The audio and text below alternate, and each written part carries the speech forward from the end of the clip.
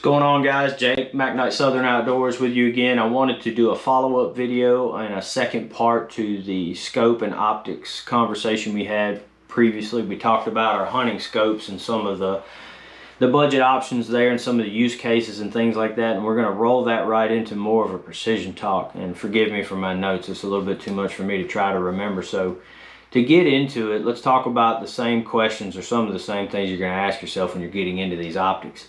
And again, precision optics can be used for hunting, but a lot of the times they're not necessary and they can kind of cause problems. But as for precision shooting, we'll talk about the reasons why you would want a scope like this. And so again, what are you going to use this scope for realistically? How far are you going to be shooting it? And that goes for precision as well. I mean, precision shooting can be at 300 and 500 yards, not 1,000 and 1,500.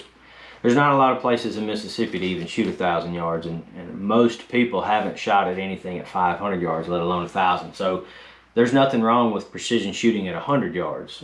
2,200 yard shots are something spectacular to get into. I love it, but that's for another time.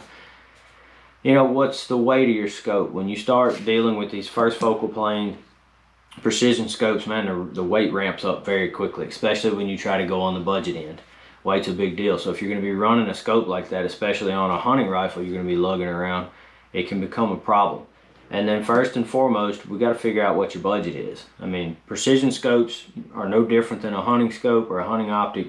They're going to start all the way at the bottom and go into infinity. I mean, you can get serious money in precision scopes are out there. All right. Let's talk about first and second focal planes. I didn't talk about second focal planes on the hunting optic video, but most, if not all, of your hunting optics that are labeled as a hunting optic are going to be second focal plane. And what second focal plane is, to make it simple, as simple as I can, your reticle inside of that scope when you're looking at it doesn't change. I printed out 2 second focal plane reticles real quick, and let's see if we can get these on camera and you can see them. These are both forms of a bullet drop reticle. So when we're looking at these, you're going to have your reticle, and then you've got your hash marks and circles. You know, they come in all kind of different flavors. But a second focal plane, let's call it a 2.5 to 10. At 2.5 power, you're going to see this, and at 10 power, you're going to see this. The reticle does not change.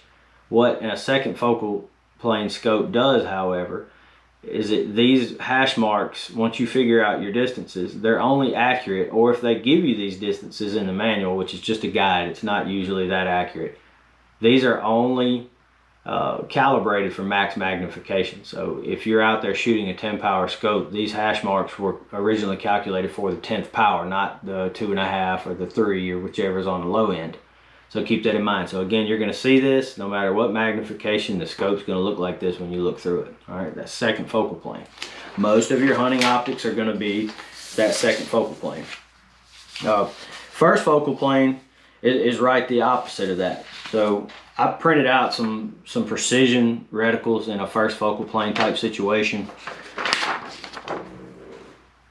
You can see these, there's tons of information in there. I did a lit reticle down here just to show you that. Most of your precision scopes at least get offered in an illuminated reticle. But you've got all of these graduations here. That's probably not the right word, but you've got all these hash marks and distances, and we won't get into what all this means because it's a lot to take in if you don't know it. The first focal plane, let's call it a 5 to 25. That's a pretty popular size optic for precision. At 5 power, you're not going to see this. It's going to be super, super tiny. So when you're looking in the scope, it's going to be way out here like this, almost to the point it almost looks like a red dot.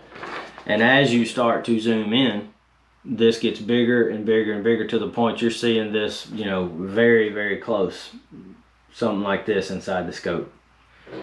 No matter what magnification you are at in a first focal plane scope, these hash marks are going to be accurate. Whether that's 3 power or 30 power, they're gonna match once you figure out your ballistics calculations. And that is your biggest difference. That doesn't really play a big role in hunting because most of us are gonna max the magnification out on our hunting scopes. If you got a 9 power and you're shooting any more than 50 yards, you're probably gonna crank the scope up to 9 power. All right, so hopefully that clears that up.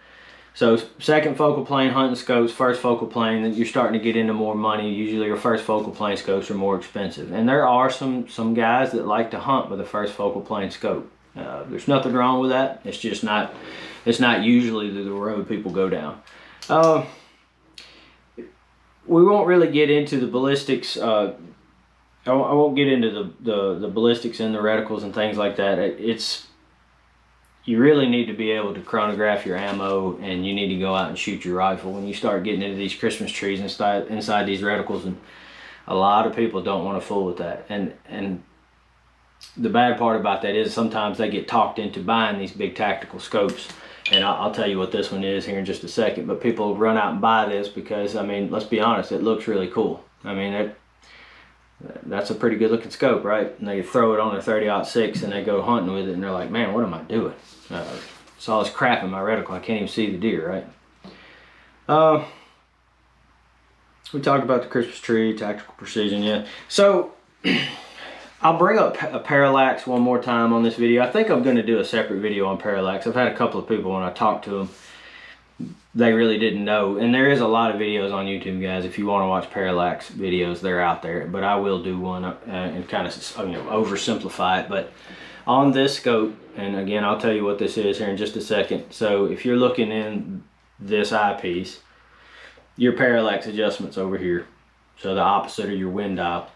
And your parallax, and this one is actually pretty impressive. It goes from 15 and then it rolls all the way around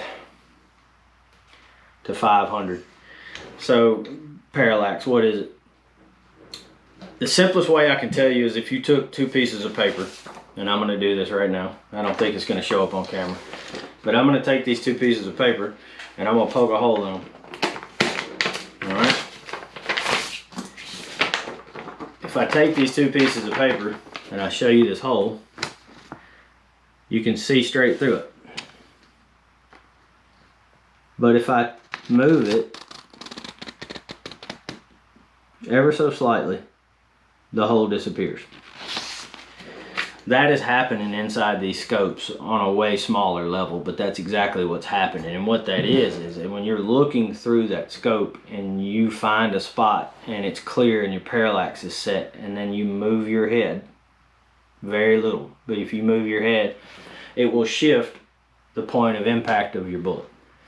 And you could talk about it for an hour and still confuse people about it, but ultimately when you're shooting a parallax scope, you need to adjust your parallax for how far you're shooting, whether that's 30 or infinity or whatever. I mean, this one will go all the way to 500. And even when you have a parallax adjustment, these are kind of suggestions. They're not dead nuts accurate. So if you're shooting at 100, just because you turn this little knob to 100 doesn't mean it's going to be perfect. You really need to look in the scope, and if you've got one, you can play with it. When you're looking through there, if you adjust the parallax just right and you move your head, that reticle will not move.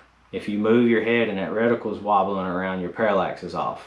And that's also a guide if you don't have a parallax adjustment, because if you buy a 3x9x40 Bushnell scope, it's probably got the parallax set at 100 yards. That's normally what it is. That's why they work so well at 100. But if you were shooting it at 150 or 30 yards, if you moved your head around, the parallax will move around on you.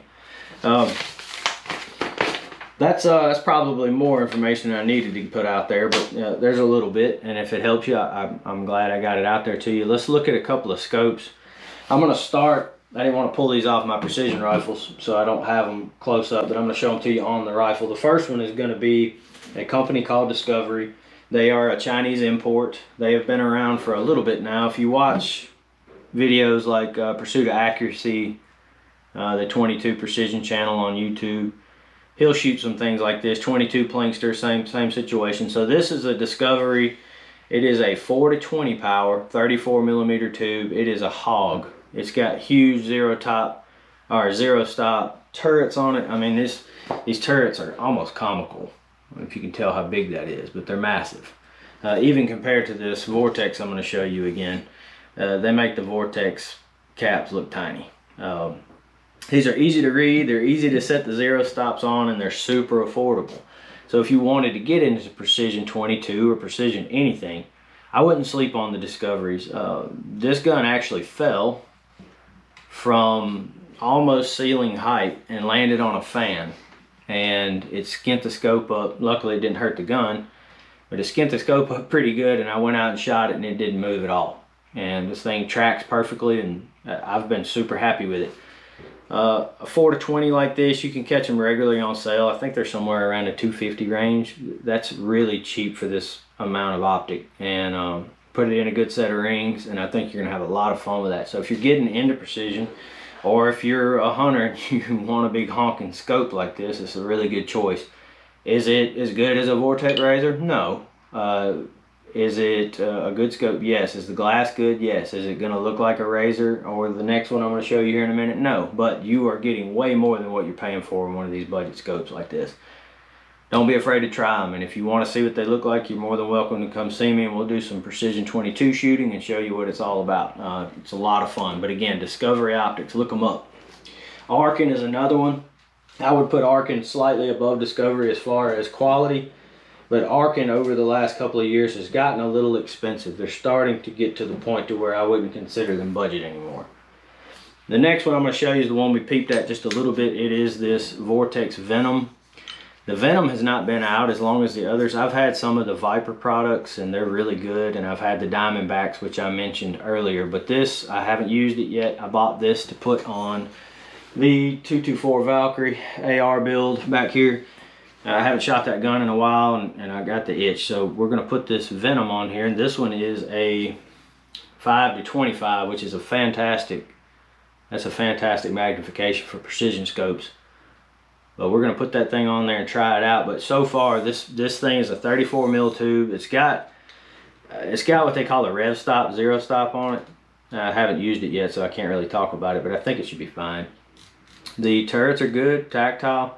And this is going to bump you up about double the price of that Discovery. You're going to get close to 500 bucks on that one. But I think, you know, Vortex being Vortex, that's probably worth every dime. I could probably come back and give you an update on the scope after I shoot it. But you're getting up there at this point. Once you get to that $500 or $600 range, that starts to open up a lot of the Arkins, the bigger, more expensive Discoveries. You can buy a lot of scope for $600 or $700 to precision shoot with, and I don't know that most people around here is going to need anything more than that. And I didn't say anything about want, but need. So if I can pick this thing up, this is my custom Bergara B14R. It's a Remington 700 pattern 22. It's a full custom rig, and this little 22 long rifle, it doesn't have any trouble whatsoever going out to 300 yards if the wind's not blowing. So this optic is a Steiner. We have jumped significantly up in price and quality, but this is a big boy precision scope for the most part. You know, I've been very pleased with it. This is about as high as you need to go. People can spend more money than this, but when you get to this level of scope, it's a diminishing return kind of thing, guys. You could buy a Vortex PST Viper, and between that one and this one, there's probably $1,000 difference. And do I think it's $1,000 better? Nah, I don't think so. I don't think so.